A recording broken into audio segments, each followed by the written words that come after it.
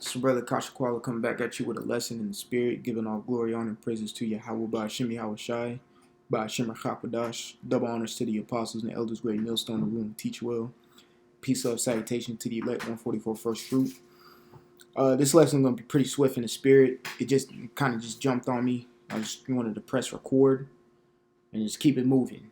All right. This is going to be a straightforward to the point address, you could say, or an epistle, an electronic epistle that I'm about to do.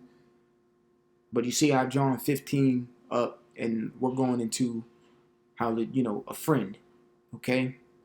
I'm going to fully understand what this is, but you see the title of the lesson, don't get too comfortable with your elders, you know what I'm saying?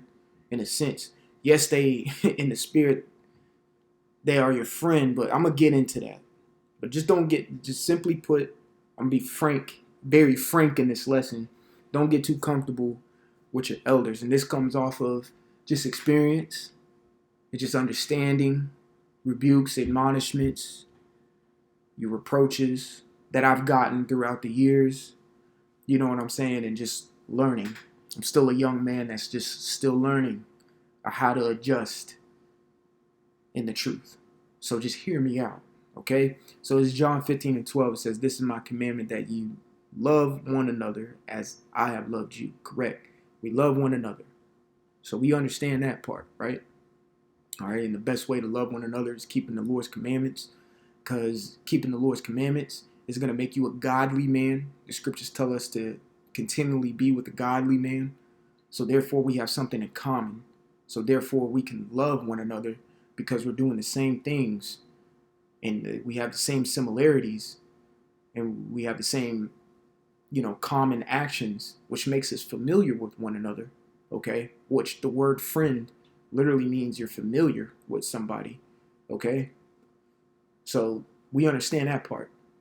The love part, how we love one another, is simply because we follow Yahweh Shai. Let's just simply put it like I said. I was going to be frank, blunt, straightforward. We follow Yahweh Shai. That's how we love one another.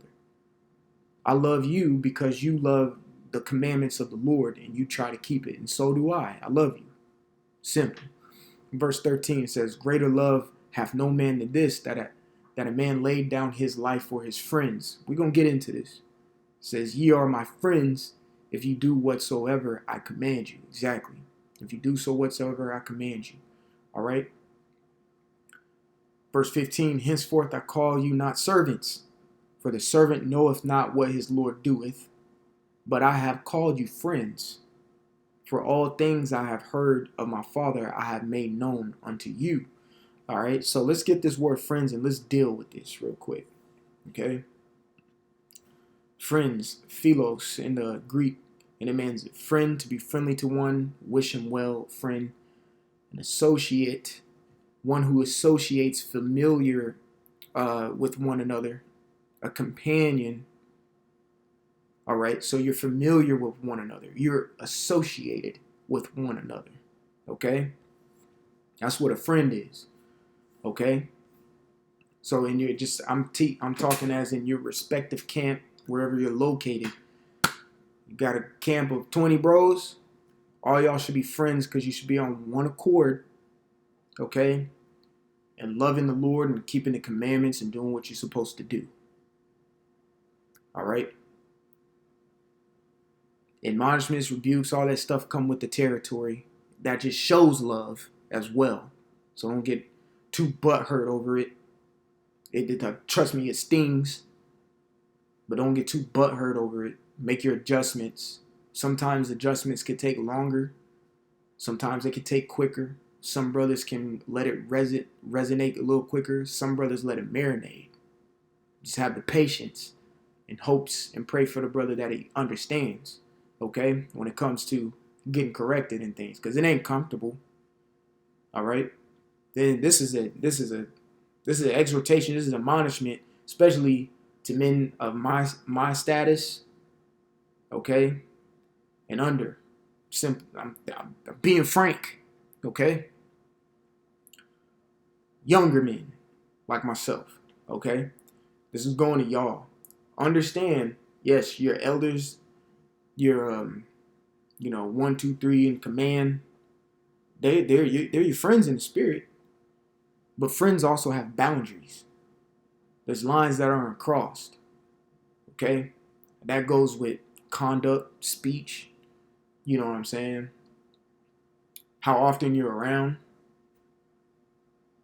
things of that nature. What you say, what you text, what you type, what you put on wax on a video.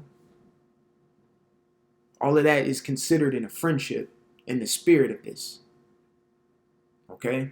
Don't get too comfortable to where you think you can say this, or you think you can say that, or you think you can act like that, or you think you can act like this. Don't get too comfortable. They're your friends, but there's boundaries. You feel what I'm saying? Some friends, prime example, I'll give you an example for myself. I'm a good friend. I always mention this brother in a lot of my videos in Dallas with Tazamar. I've been knowing that brother damn near 15 years now. Damn near half my life. Real talk. Half my life I've been knowing this brother. And sometimes I'm going to be real. Sometimes we go on dry spouts to where we may not talk for 2-3 weeks. But it's just boundaries.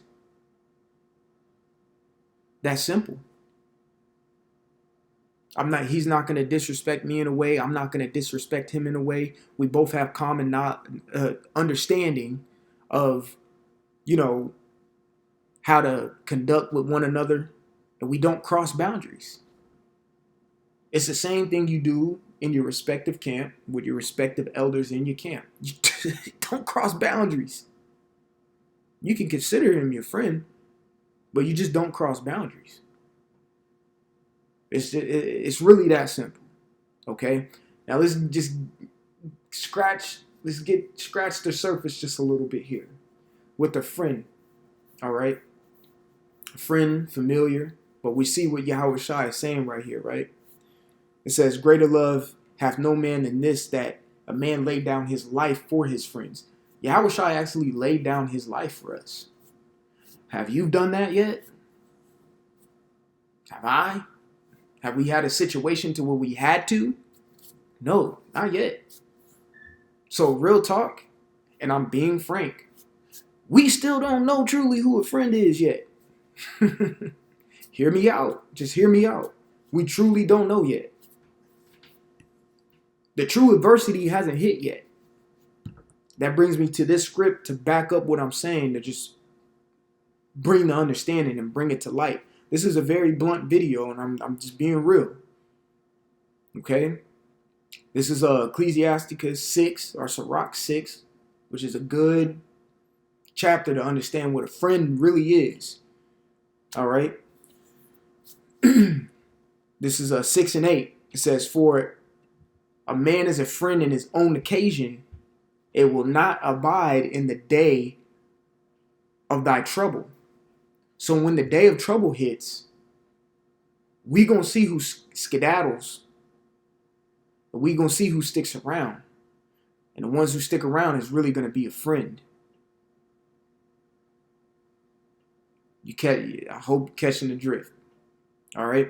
It says, verse 9, it says, and there is a friend who being turned to enmity and strife will discover thy reproach. Again, some friend is a companion at the table. It will not continue in the day of thy affliction. I had a coach in high school, and when he first came in, he was turning the program around. And a lot of people quit when he came because he was hard. He came down hard on all of us, pretty much sifting who was just in there to fuck around or who was really in there to play some real football. The one thing that stuck with me that he said, and this is 15 years ago, he said, the dead wood will fall off the tree. The dead wood will fall off the tree. Are you the dead wood? You see what I'm saying? So if we can consider, don't get me wrong, we can consider one another a true friend. But we're really going to see what a true friend is when this affliction comes. So with that being said, don't get too damn comfortable. I'm being real, man. Don't get too comfortable with your elders, man. They've seen things, they've been through things, and they're going through things. And we have not been through, seen through. You feel me? Just don't get too comfortable. Real talk. Consider him your friend, but understand there's boundaries. Understand there's boundaries. If you watch the apostles and the elders, what is it? When they're on the highways and byways, who's the only two who are always on camera? Apostle Kabar, Apostle Tahar. Of course, you have other elders behind the camera, things of that nature. Apostle Rama will be there sometimes, so on and so forth. But you can see it's just that group of men. You see what I'm saying? I hope you peeping what I'm saying in the spirit. And there's levels to everything. There's even levels to men. You get acquainted or associated with men who are kind of on the same level playing field as you. And sometimes it's hard for an individual who's on a higher level to relate to someone who may be on a lower. That's just the nature of the beast. Don't get butthurt about it. Don't get butthurt about it. That's just the nature of it. That is just the nature of it. And that's okay. That is okay. That's okay. But the point of the matter is just don't get too comfortable. Be respectful. I did a lesson like a week or two back. I think I named it. What did I name that lesson? Oh, the world disrespects us enough, so why disrespect one another? And when you get too comfortable with an elder, it can come off as some type of disrespect sometimes. I'm just being real. It'll come off like you think you equal or things of that nature.